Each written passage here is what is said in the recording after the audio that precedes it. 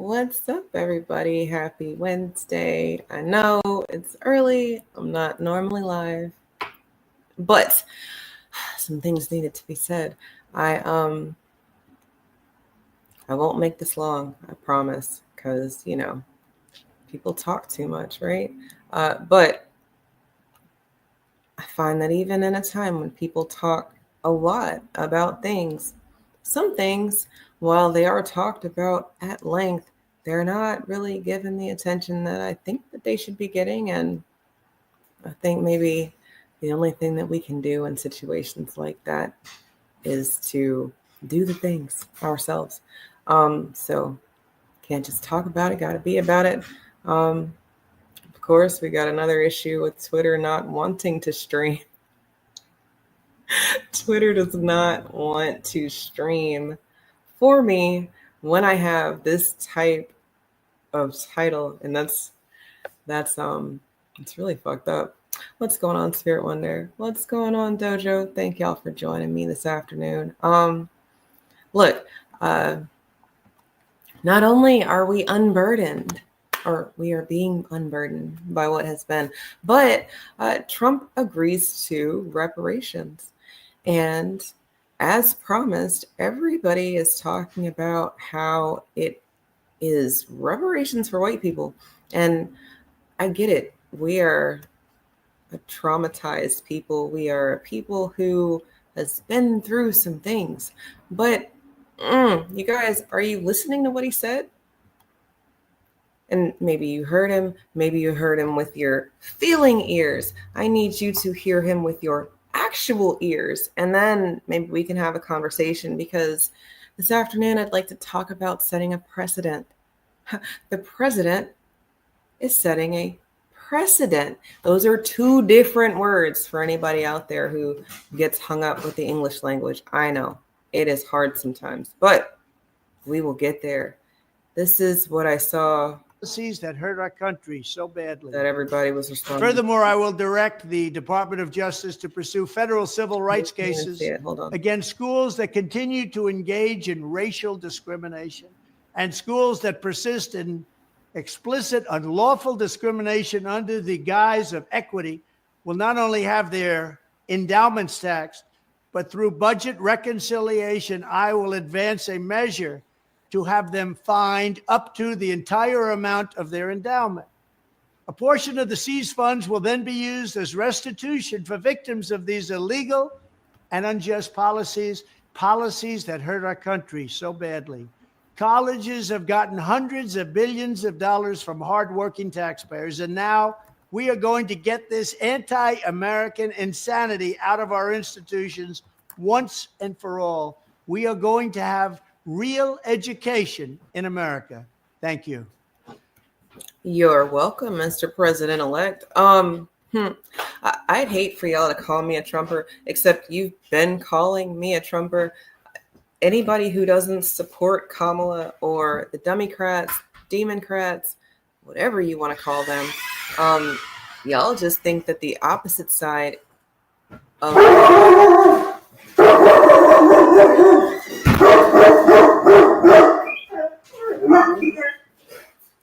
anyway, y'all think that people who have a difference of opinion is literally on the other side of the fence, and that's not true.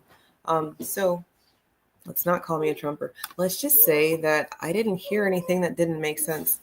How many people do you know that's benefiting from diversity and equity, inclusion? And I'll wait, and I won't wait long, because while I'm waiting, I'm going to pull up some recipients.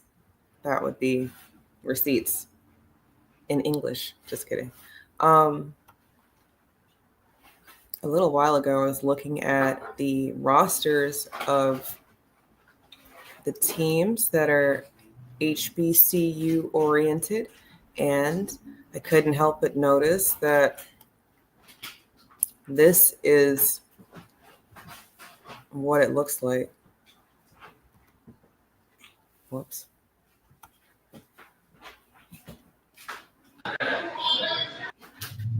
Switch to Square and join over 4 million businesses worldwide.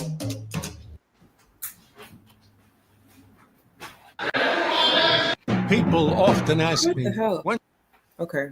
Sorry, y'all. It's not giving it to me. But here you go. Carla Hernandez is a spokesperson for this team at this HBCU. And I find that a lot of the rosters look a little more like Carla Hernandez and less like, I don't know, Shaniqua Harris. Is that Black enough for you? You know, Kamala leans on that Harris last name a little too hard for it to not be a last name that you guys identify with.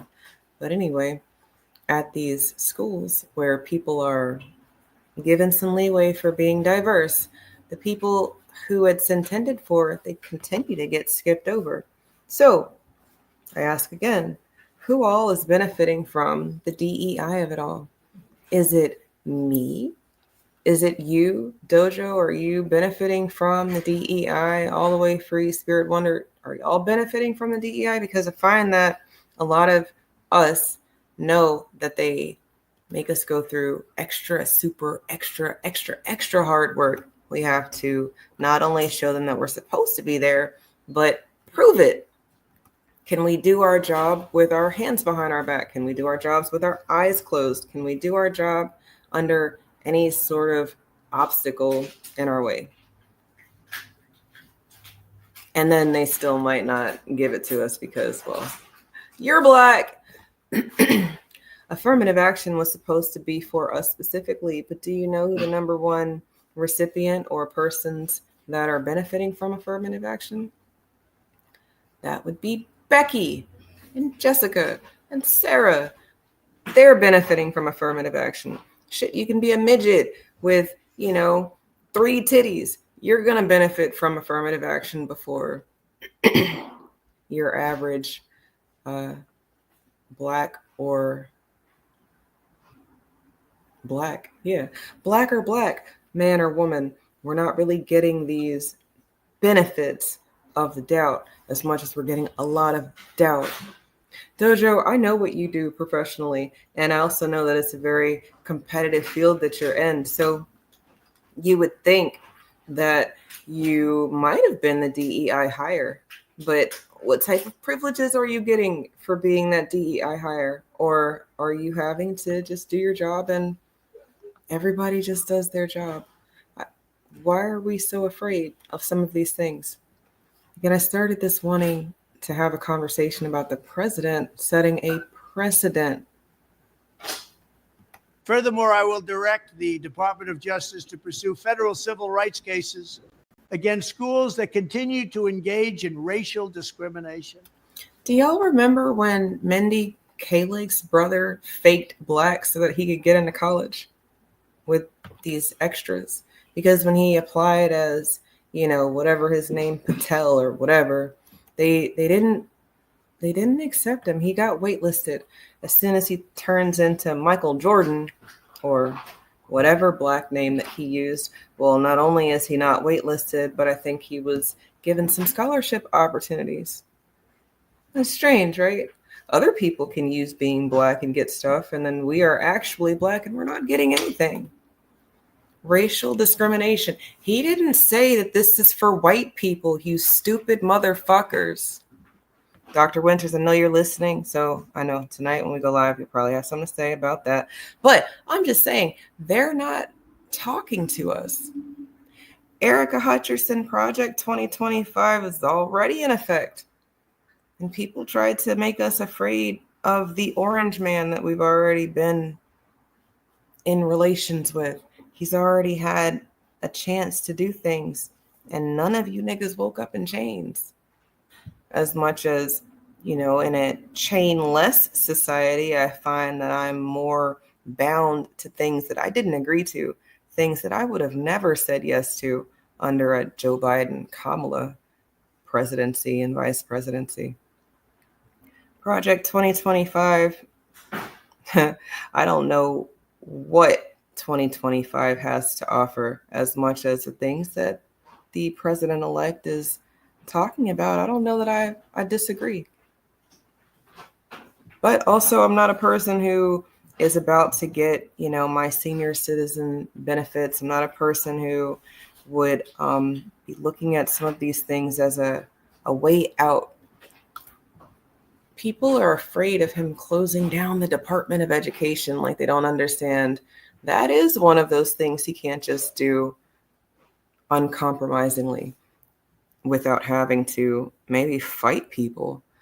The way that people are falling on their sword for laws and policy that they don't quite understand, it's strange.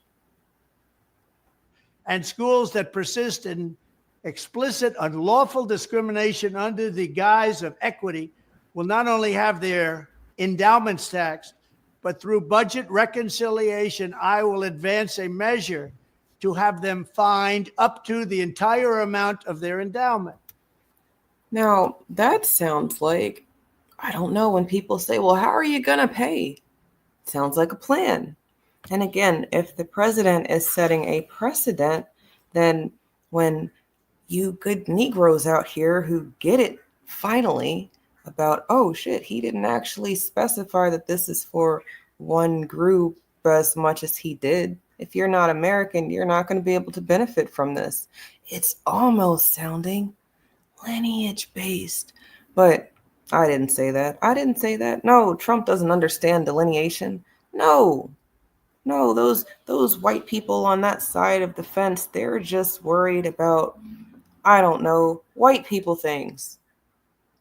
But then inside of white people things, y'all heard Ann Coulter tell you herself that all of this DEI is very racist against white people. And I don't know if it's racist against white people as much as it is very exclusionary. But if you don't have the skill and now nepotism is out the door, well, you might feel some kind of way. DEI is nepotism with another name. If you only get to go to the school because you know somebody who went there, sounds like it's not your merit anymore. It's not your academia. It's who do you know? And it sounds like Trump's saying, hey, we can maybe get a start with some of these exclusionary tactics, but you niggas is gonna have to think outside the box. And I don't even think he gave you a really big box to think outside of. This is pretty simple. He didn't exclude anybody, but if you don't want to use the law the way that it's written or intended, then that's going to be on you. It's very strange how some people have such thoughts about how you have to be on his side of things to agree with what he said. He's been talking like this the whole time. We will terminate every diversity, equity, and inclusion program.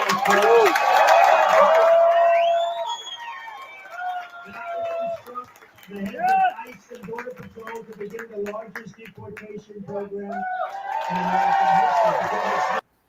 How funny would it be if some of the white people were in the audience were illegals, but they'd been here for 100 years, so their illegal non-citizenship status has never quite given them the paperwork as much as they just have been here for a long time.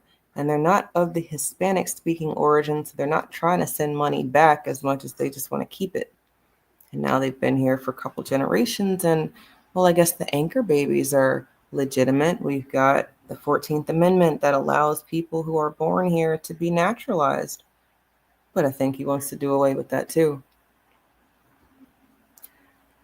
Erica, I think that he should have the authority to propose eliminating anything.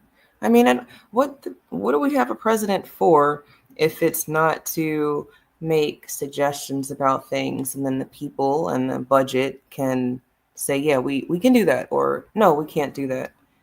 He's not a dictator. He's not a king. He's not Putin. And I guess for what it's worth, he's also not Trudeau.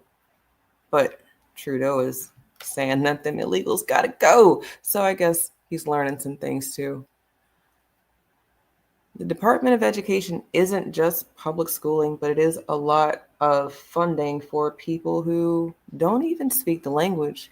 Literally, millions of dollars going to places to hire tutors and translators and all of these mediators to ensure that the free and public education that we award citizens and any child that's living on our land access to, it's I think that money could be better spent on the American people. And speaking of repealing laws and reallocating responsibilities, I think that that's an excellent segue into that birthright citizenship topic that people keep having an issue with. These precedents that might have already been set. Oh shit, the Constitution's already been amended. It's almost like we can do it again. We can change things in real time if people get off the imaginary high horse of we can only do it one way.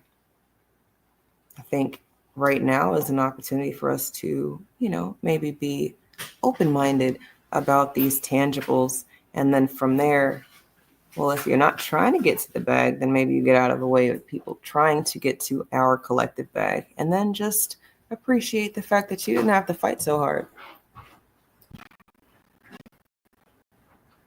Like I said, when I started this, I'm not trying to talk all afternoon, especially since I have a live tonight, but I definitely wanted to break the news with the fact that this isn't exclusionary, but you will have the power to exclude yourself for sure if you don't do anything about these proposals.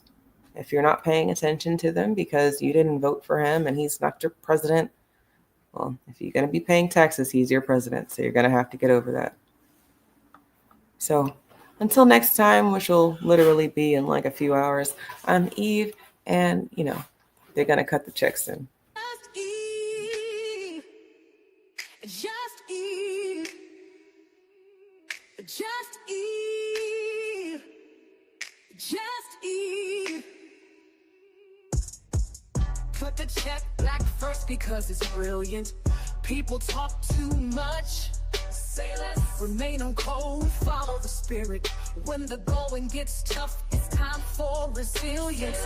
A fight inherited, no turning back, we're on our way. Tune into Eve at the end of your day. Defying the odds, she's breaking the mold. Black, beautifully blunt, Eve's story is bold.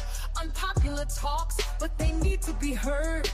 Eve's on a mission, spreading the word. Black America is fighting the oldest fight. Using her voice, shining the light. Stay ready, stay strong, that's her creed. Eve's got the wisdom, planting the seed. Just Eve. Just Eve. Just Eve. Just Eve. Planting seeds. Cut the check, black